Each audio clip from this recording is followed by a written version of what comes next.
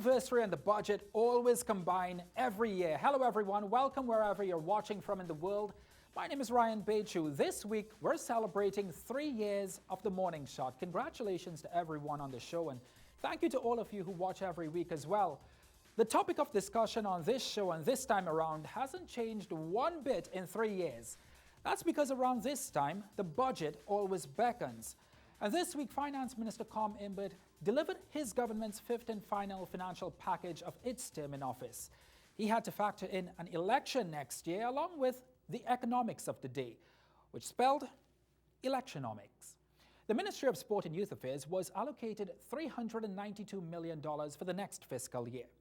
But I spent the better part of this week rummaging through the numbers allocated for this financial year and those of the last fiscal year. And the conclusion I came to is that while sport may be budgeted what we may deem big bucks, the promises don't always manufacture into payment. Stay close, I'm about to show you why. This is the sporting chapter of Electionomics.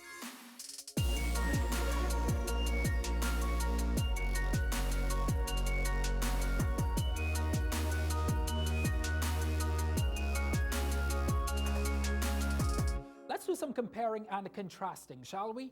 In the 2018-2019 fiscal package, sport was allocated over $396 million. This year, the Ministry of Sport and Youth Affairs was allocated $392,080,178. That's a difference of over $4 million. But I'm about to show you why the allocation is hardly ever an answer to any of our questions. Now, while the ministry was allocated $396,360,000 last year, what it actually got was this figure, just over $272 million. That's a difference of close to $124 million. And we understand the economy fluctuates, it goes up, it goes down, but this was a huge decrease among many other aspects of the ministry that did not live up to what was proposed. Now, let's get back to this year's allocation. While $392,080,178 may seem like a big chunk, the estimated recurrent expenditure eats away massively at this figure. Personal expenditure is budgeted to be over $37 million, close to $38 million. That includes things like paying employees' salaries and wages. The goods and services bit also get a big chunk, close to $55 million will be spent on what the ministry requires to keep its day-to-day operations running week to week, month to month, on a month-to-month basis as well.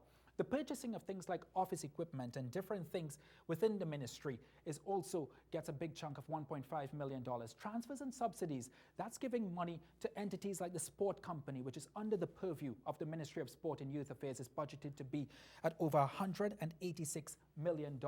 The development program, which by the way will come from the Infrastructure Development Fund, is budgeted to be $20.5 million.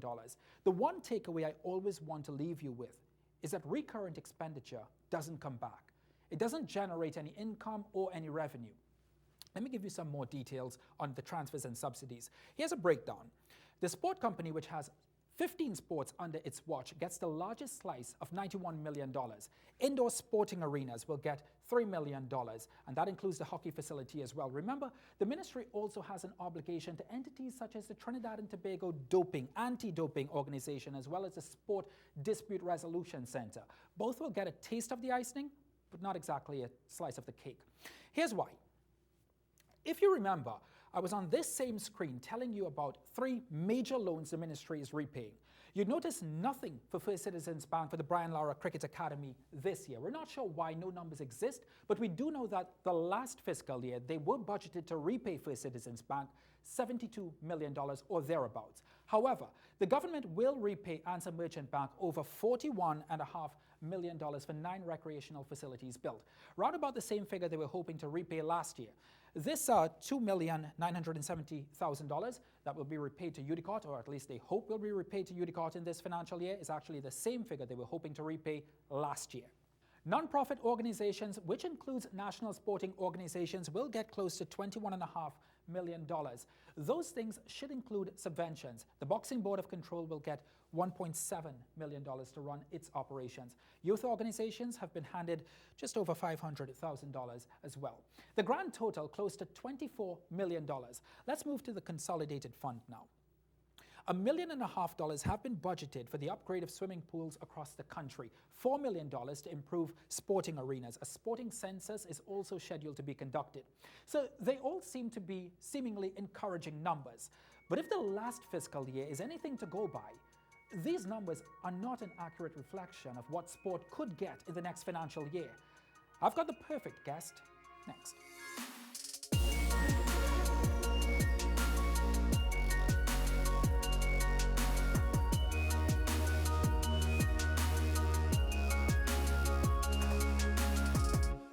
To help analyze the budget and break down those big numbers, I've got a man, a very familiar face, Douglas Camacho, who is known as the Sport Company chairman, but he's also a man of financial pedigree, top economic man as well. Mr. Camacho, great to have you on the show. Thank you very much. Pleasure, Ann. 3 years, and we couldn't ask for a better guest as well for our third anniversary. So one of the things that stands out to me in this budget is that we were actually allocated $396,360,000 in the last budget, in the last financial year, the Ministry of Sport and Youth Affairs. We got significantly less, $272 million actual. How alarming is that for the ministry? Well, I think when you look at it, and from a sport company TT perspective, we in fact got a bigger allocation. So last year we would have received 60 million as an allocation. This year we got 91 out of it. And I think it really has to do with the programs and the timing and what is going on in the society. This year is an Olympic cycle, as we call it, the Olympic year. What that means is that many of the aspirants for the Olympics, which would have occurred in the last period, would not have made it to go forward. Right. So a lot of that expenditure that would have been incurred in the fiscal year ending 2019 would not happen in 2019, 2020, simply because it's a smaller field now. You're now down to the ones who are actually qualified, or the odd one or two who are very close to qualification. So taken as an example, whether it's volleyball or women's football, as you know, who just missed it recently, all of those would not have to be funded from an Olympic perspective. Yes, there will be other programs, but not those. So it's a mix, like everyone else. We could always use more, for sure. The sporting fraternity would love to have gotten a lot more allocated, but I'm sure every one of the budget. 392 million. What do you make of that figure? It's a 4 million plus drop from 396. Yeah. But I mean, we didn't really get 396 last year anyway. Correct. 4 million anyway is insignificant in the scheme of things, as you say. But what is hidden sometimes in that is that there are other elements like capital type work, which will flow and which may not be apparent when you see the 390 something. That would really be the recurrent type expenditure. And a lot of the activities that would be required over the next year or two, certainly in this fiscal year, would be a lot of the remedial work in some of the physical facilities. So for that purpose, you would either have capital expenditure or you get a loan to finance it over a longer period, it being of a capital nature. And I don't think that is an unreasonable way to go. But by my count, over $300 million of that allotment, that is 392, could actually be spent in recurrent expenditure. That's not good news for sport, really. Correct. Absolutely not. And you know, we say sport, but remember it's sport and youth affairs. So let us not lose sight of that, because then people say, but it was 396 million available to sport. What did you do with it in sport? And the reality is all of it is not sport. Yeah, so that's actually, the biggest chunk of it is really not sport. Correct, which is where I was going. So in that context, you had to be careful when you use the numbers loosely. And as you said about breaking it down and disaggregating, it gives you a clearer picture. Suffice it to say, though, that from an NGB, National Governing Body perspective, you know, I think a lot more needs to be done. We at Sport and at the Ministry of Sport, we have to reorient, refocus out of that money, how we do spend it. A lot has been spent on physical facilities, assets, etc. Now we need to be spending a little bit more, skew it a little bit more towards the human capital side.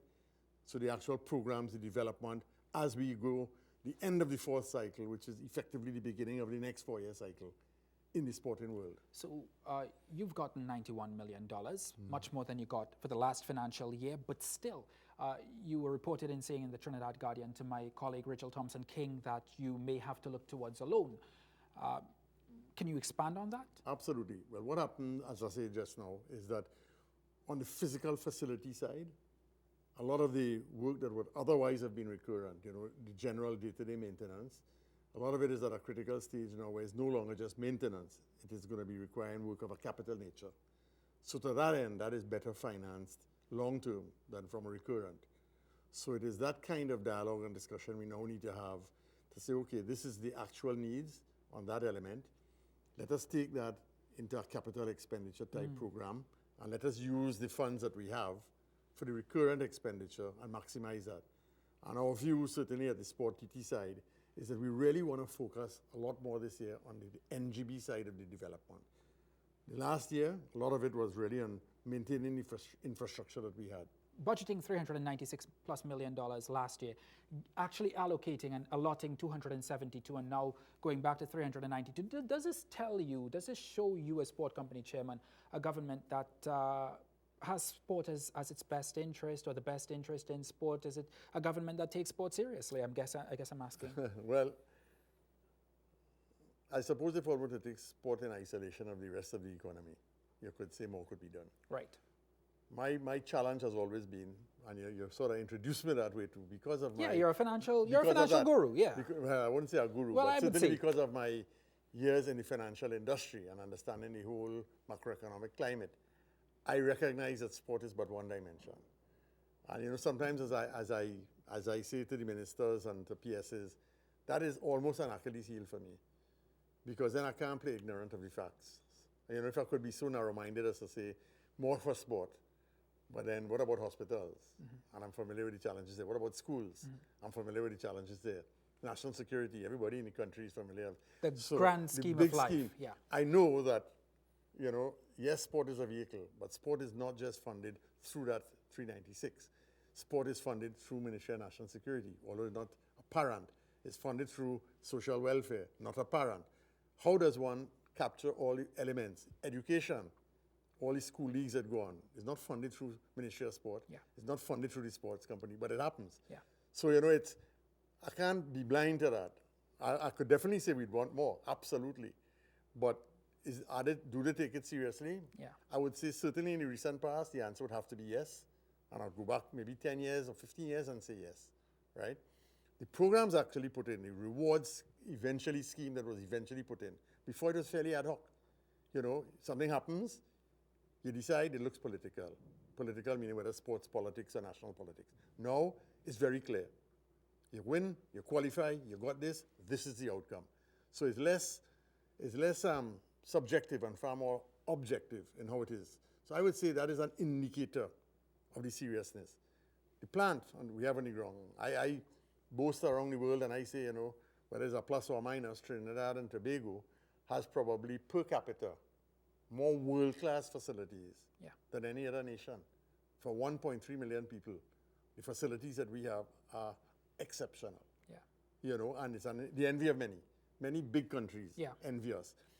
Now the question is, do we have the human capital to maximize that use? I'm saying that is an area where, and everybody's culpable in that sense. The NGBs, you know, maybe the government, the public, you know, in general, we all want the success. Yeah. But nobody wants to go through the pain to get to the success.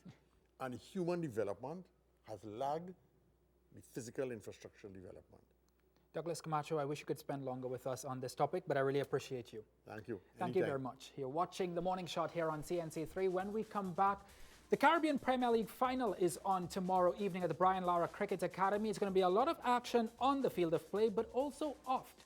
In recent times, there's been traffic problems, gridlock across South Trinidad. Udicott will tell us how we can maneuver around South Trinidad into tomorrow's grand final. Next.